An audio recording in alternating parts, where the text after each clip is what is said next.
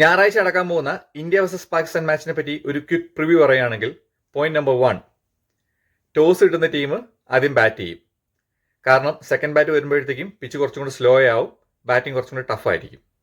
Point 2, ഒരു 180, 190 ഒക്കെ ആയിരിക്കാം ഒരു നല്ല സ്കോർ. അതിന് മേളിലോട്ട് അടിച്ചെടുക്കാൻ ചാൻസ് കുറവാണ്. ഒരു 180 തന്നെ ചേസ് ചെയ്യാൻ കുറച്ച് പാടായിരിക്കും ഈ പിച്ചിൽ. പോയിന്റ് 3, വലിയ ഗ്രൗണ്ടാണ്. ബൗണ്ടറി എന്നൊക്കെ പറയുമ്പോൾ ഒരു 80-85 മീറ്റർ ഡിസ്റ്റൻസ് ഉണ്ടാവാൻ ചാൻസ് ഉണ്ട്. സ്ട്രൈറ്റ് കഴിഞ്ഞൊരു മാച്ചിൽ 6 പോയി ബൗണ്ടറിയിൽ വീണത് തന്നെ 85 മീറ്റേഴ്സ് എന്തോ ആയിരുന്നു. Point 4, players to watch out. പാകിസ്ഥാന്റെ സൈഡിൽ നിന്ന് പറയുവാണെങ്കിൽ ഞാൻ 2 പ്ലേയേഴ്സിനാണ് പറയുന്നത്. ഒന്ന്, അവരുടെ ഓപ്പണർ ബാറ്റ്സ്മാൻ ഷൈസാബ ഫർഹാൻ. 2, അവരുടെ allrounder medium pace bowler Faheem Ashraf.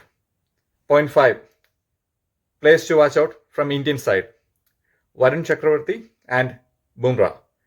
സ്പിന്നേഴ്സിന് മാത്രമായിരിക്കില്ല, കുറച്ച് വേരിയേഷൻസ് ഒക്കെ വെച്ചെറിയുന്ന ബൗളേഴ്സിന് നല്ല മികച്ച പ്രകടനം നടത്താൻ പറ്റുന്നൊരു വിക്കറ്റാണെന്ന് കരുതുന്നു. ഇനി കണ്ടറിയണം കോശി ഞായറാഴ്ച എന്ത് സംഭവിക്കുമെന്ന്. ഇപ്പോൾ waiting for India versus Pakistan.